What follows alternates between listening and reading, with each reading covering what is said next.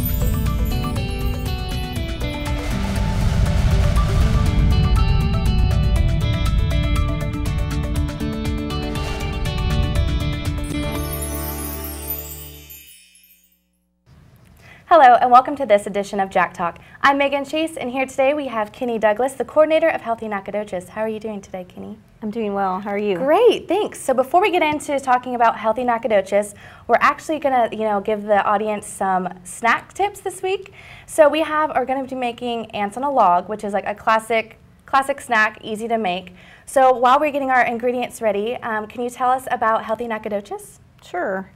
Healthy Nacogdoches is a coalition that's here in Nacogdoches that works to improve the heart and stroke health of our community. So we have a focus, about 50 people come to our meetings, about 100 people are members of the coalition. Okay, so let's just get on into making these. They're really simple. All you need is some celery, either cream cheese or peanut butter, whichever. If you're feeling sweet tooth, then peanut butter. If you like the sweet and salty, then we're going to do cream cheese. And then have your bowl of raisins. So tell us about the committees that y'all have at Healthy Nacogdoches. Well, we have 4 committees in our coalition, and there's the tobacco committee, the nutrition, physical activity, and then we have a diabetes prevention committee. And each one of those committees, our coalition sort of takes an approach to improving health in our community with with the policy and environmental change factors for our physical environment. And so we're adding things to our community like trails and sidewalks and smoking ordinances and things that help improve lives. So basically making Nacogdoches a better place to live? Exactly. Awesome. So I heard that y'all had a kids expo. Can you tell us a little bit more about that? Sure, we have a kids expo every August right before school gets back for the local kids in our area. And it's basically a way to show them ways to be physically active.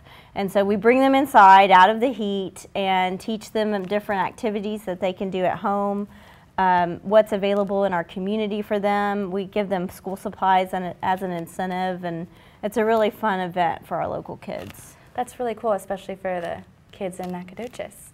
So as you can see, all you have to do is put down cream cheese or peanut butter onto your celery and then just plop on some raisins. And this is a salty sweet one. I like salty sweet, so we're going to use cream cheese, but you can always use peanut butter as well. And I also heard about the Tim Hayward Memorial 5K. Tell us a little bit more about that. Okay, well, we had one of those in March, and it was our 2nd annual Memorial 5K. It was in honor of Tim Hayward. And Tim Hayward was our past CEO for Memorial Hospital, and he passed away last year, and we've had this 5K in his honor, and it benefits a medical lecture fund that helps our healthcare individuals in Nacogdoches learn more, kind of bring the education to them versus them having to go to a larger city. Was there like a prize incentive, or was it just like an honor of Tim? It's an honor of him. There's not any kind of prizes or awards given out at this fun run. It's just about getting out and being active. Okay, that sounds awesome. So I hear y'all have a tobacco committee. What is that, and what does they do to either prevent tobacco or anything like in Nacogdoches? Okay. Well, the big thing that we did in 2008 was pass our smoking ordinance in Nacogdoches. So we have smoke-free bars and restaurants, and that was kind of our big thing. And then right now we're working on cessation activities to encourage people to quit using tobacco, and then also encouraging them not using it to begin with. So I know that the e-cigs or like vapor cigs are really like coming of age thing. Is that y'all striving to get away from that or promoting that kind of? Well, we don't endorse them because we don't know if they're harmful or not to individuals. They're not regulated by any federal agency.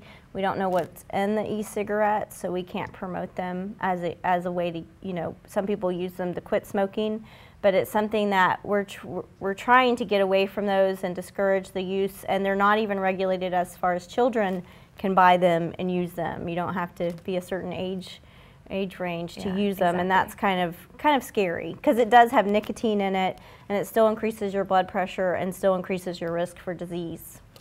So I heard that there's a dog park in Nacogdoches. Tell us a little bit about that. Well, that was one of our projects that we took on. We were kind of asked by the community to take this project on, and we opened it in November, and it's here in Nacogdoches. It's available for people to take their dogs to exercise them when they're, you know, if they're not able to. Yeah, especially because I feel like since college, or Nacogdoches is such a college town, a lot of people live in apartments and don't have the space for their dogs, so that's a really cool idea. So if you were going to make ants on a log, what would you do? Would you use cream cheese or peanut butter? I would probably use peanut butter. Peanut butter? Because I'm a big fan of the sweet, and there's good saltiness in Exactly. that too. And it's a good source of protein. It is, lots of protein. I also, it's not so healthy, but I also like putting M&Ms on top of them. But you know, if you want to cheat, have a cheat day. So I hear that you'll have a controversial billboard up in Nacogdoches. Tell us a little bit more about that. Well, we're putting several billboards. There's different ones around Nacogdoches, but we do have one that's just not particularly attractive, and it's the spit tobacco ad. And it has a gross mouth with spit tobacco in it, and it says to spit it out. And the reason we went with that ad, it wasn't the prettiest ad to go with, but it's developed by the state to prevent tobacco use. And we think it targets children and kids that see it as unattractive and gross and not something that they want to do, or hopefully maybe girls will influence boys not to do it. And so it's something that we thought catches a lot of eye, and we do get some comments about it. So basically it's shock factor. Mm-hmm. Very cool. Well, thank you so much for joining us. This is the final product of Ants on a Log. They are super easy to make. This one's cream cheese, and this one's peanut butter. And that looks like all the time we have this segment. Thank you so much, Kenny, for coming in today and making these tasty treats. Up next, we have Rebecca Bullough, who will be showing off her healthy version of cookies. Stay tuned.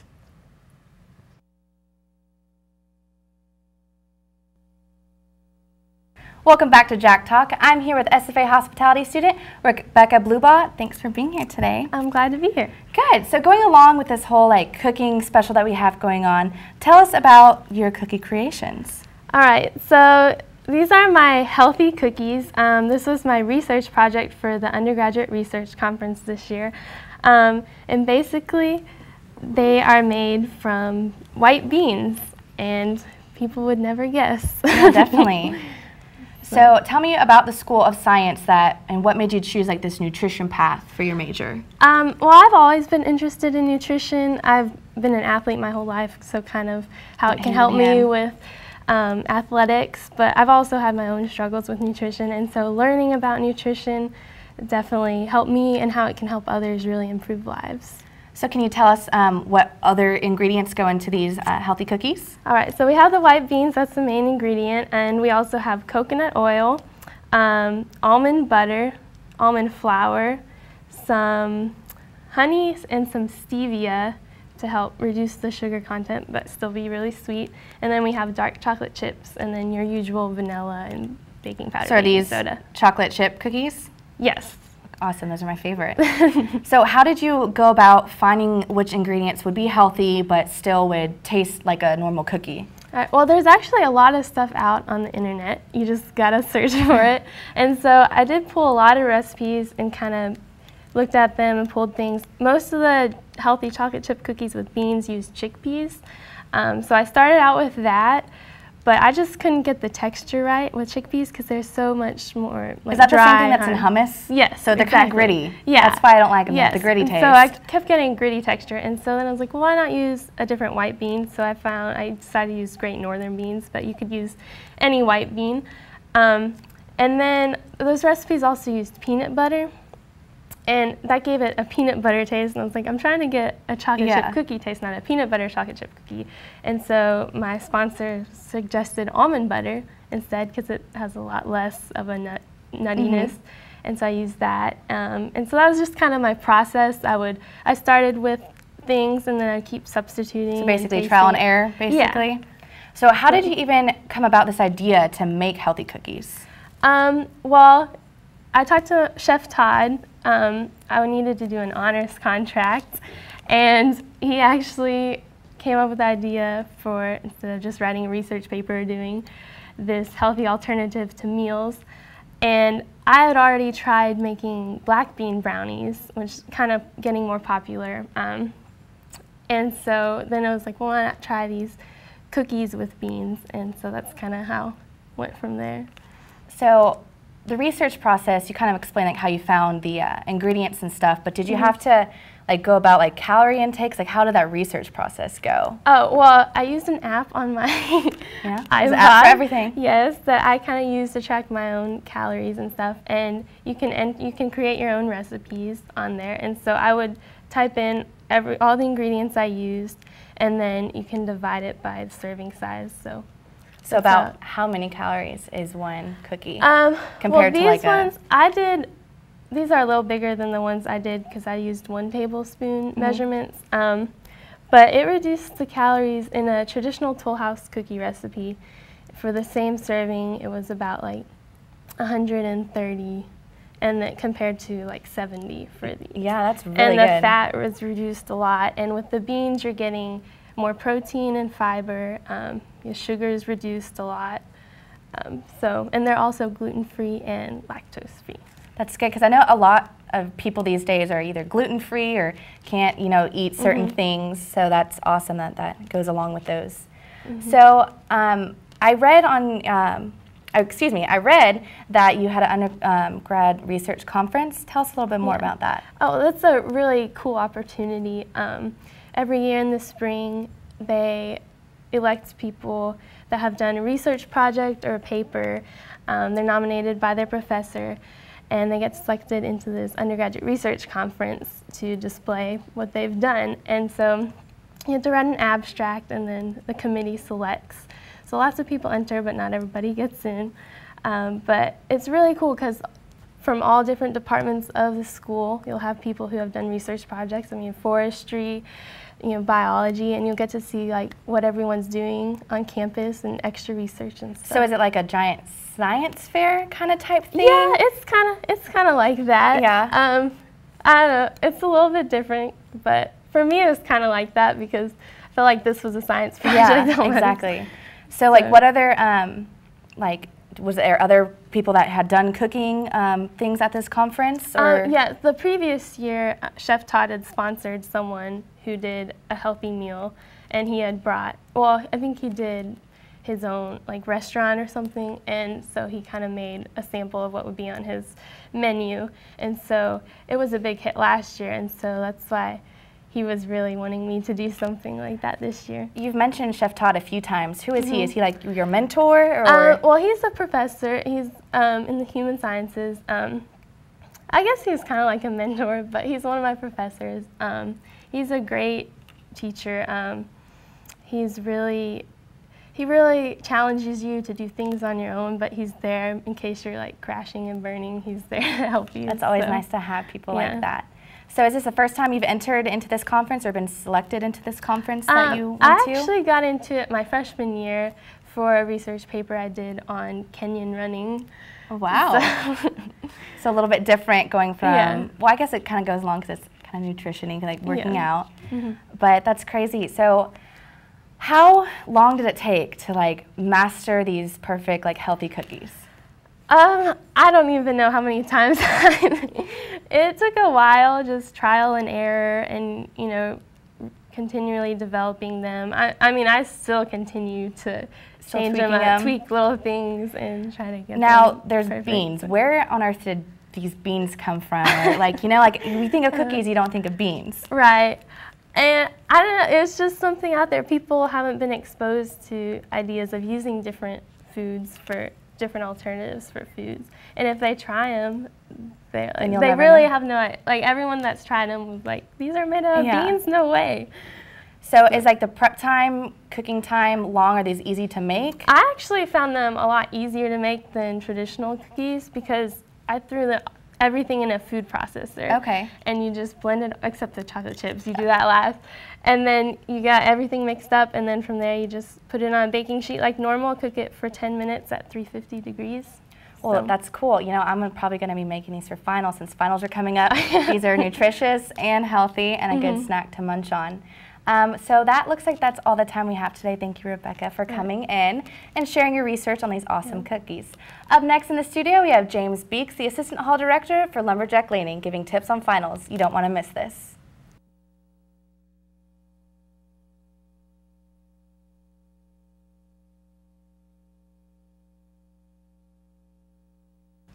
Welcome back. I'm here with James Beeks, the Assistant Hall Director of the Lumberjack Landing. Thanks for coming in. How are you doing today? I'm doing great. Good. Well, before we jump into, finals tips and what's happening at the landing, we are going to be making some snack wraps. So before we, jump on in, the ingredients that you need some plates, some knives, tortillas. We like to use some chipotle sauce, but you can use whatever sauce you want to use. Like some people want mayonnaise, relish, it depends. I like them a little spicy. And then you have some turkey, or you can use ham, salami, whatever meats you have. Same with the cheeses. We have American slices today, but sometimes I like to spice it up with some pepper jack, from some spice. So tell us a little bit about your position and what you do with the Lumberjack Landing. Mm-hmm. Well, as the Assistant Hall Director, or AHD, we have a lot of acronyms in Res Live. I'm essentially the CA to the CAs. I support my staff. The community assistants of Landing. We have a pretty big staff. We have 15 CAs on 8 floors total. And I do all the responsibilities that they do, bulletin boards, door tags, all that kind of stuff, but also do a lot of administrative responsibilities for the hall director. So I do a lot of tasks for the hall director, a lot of administrative tasks, and I have office hours during the week. So. You got man of many titles. Yes, absolutely. So finals are coming up. I know, especially Landing is a freshman dorm, so freshmen are probably a little scared. Do y'all have any programming that you're doing to help them get ready for finals? Oh, absolutely. And Easter was just recently, so we had a program to where it was called Egg-tastic Break. And what we did is we had them decorate and color Easter eggs, but at the same time we had tips for resume building and that kind of thing. And we had someone from Career Services come out just to kind of get them prepared for, the next step next year, just to get them ready for that kind of thing. I wish they had that my freshman year. Oh, absolutely, absolutely. We have really good programs that we do in Landing, and the CAs work really, really hard to get residents to come out of their rooms. Well, good. So I'm gonna. Would you like some chipotle sauce? Yes. I would like some chipotle sauce. It's hard to say chipotle. So I just poured a lot, so you can pour how much you want. We're just gonna lather it around here. So the Landing has the Student Success Center. Tell us a little bit about that and what all entails there. Well, the Student Success Center is really, really neat because it has different rooms for studying in SIs that go on campus. And the thing that I like about it is it has about 3 or 4 projectors in different rooms. It has a computer lab where you can just come usually between noon and midnight if there's not an SI going on. And then it also has a couple rooms with TVs where you can come, bring your laptop with an HDMI cable and just hook it up and, practice presentations, that kind of thing. So do you think the Success Center has helped the freshmen with their exams and finals? Oh, absolutely. In the Success Center, it's not just for the students who live in Landing, it's for all freshmen and even upperclassmen who just want to come in there and use it after SIs are over with. So. Sounds very helpful. You got a lot of sauce there, don't you? Yes. Okay, so next you're going to add the turkey or whatever kind of meat you have. Today we're using turkey, so you can I'm going to do 1 because I don't know how thick I want it. What do you want to do? I'll let you have that. So what are some of your personal study tips that help you during finals or that you recommend to freshmen or even upperclassmen?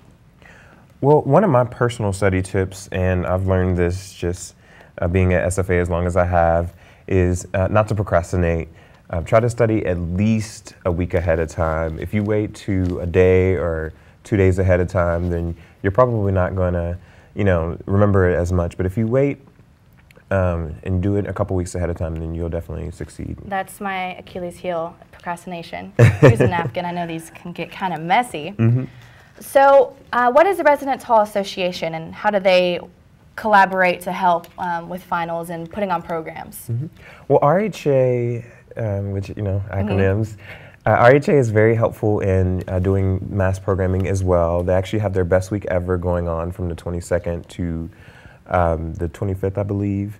So in RHA, they do a lot of different programs, like they did Dizzy Dodgeball, they do best week ever, like I said, and they also do Parents' Day, just a lot of different things to where students can get out of their room and get involved in their residence hall. So Best Day Ever, that's going on right now, correct? Yes. What are some of the programs that are going on for right now?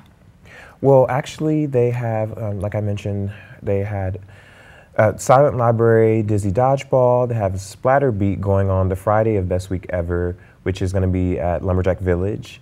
And then they also have, like I said, Dizzy Dodgeball, the Silent Library, and Splatter Beat, and I think that's it. So this is kind of a Best Week Ever being put on as kind of a release before Yes, Dead Week it's definitely and a good finals. stress relief, because Splatter Beat is a lot of fun, and they'll have a bunch of trash cans and they'll have paint, and you can just, beat on the trash can lids while music is playing in the background. So it's very, very much a stress reliever. Tell us more about the Silent Library. Silent Library, yes, it's actually going on Wednesday today. So, and basically, it's just like the TV show, if you've ever seen it on MTV.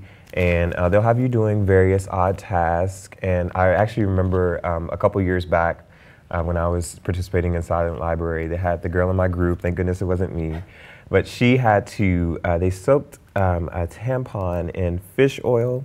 Oh my. And it was in red dye. And yeah, it was very interesting. So they just have you doing various odd tasks. So. That sounds very interesting.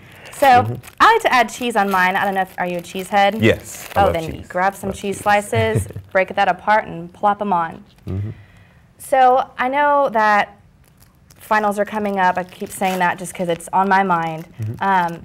Do you have any that are stressing you out, and how are you overcoming these stresses and stuff that everyone feels around these times? Well, I think that, absolutely, I'm definitely feeling a little overwhelmed as the closer we are to finals, but a way that I keep sane is just making time for friends. Definitely when you are a CA or an assistant hall director, any of that sort of nature, even a desk assistant that we have, or just working on campus in general, you'll definitely be stressed trying to balance your job and working with your academics. So one way that I do that is just making sure I make time for friends, and we can go out to, even just going out to Walmart or going to McDonald's late at night, and just spending time with one another before we all leave for the summer. Spending time and eating food. Let's roll these on up, and then we'll have our little wraps here. And I feel like SFA encourages students to go to the ARC and stuff. Do you agree with that? And how does the ARC and the Student Success Center, do you agree with that? Absolutely. Go to the ARC, especially for a lot of lower level classes. So the first year students and sophomores will benefit the most from going to the ARC. Perfect. Well, that looks like all the time we have left today. For this edition of Jack Talk, thank you, James, for stopping by and making these little cute roll-ups. Tune in next time for another edition of Jack Talk.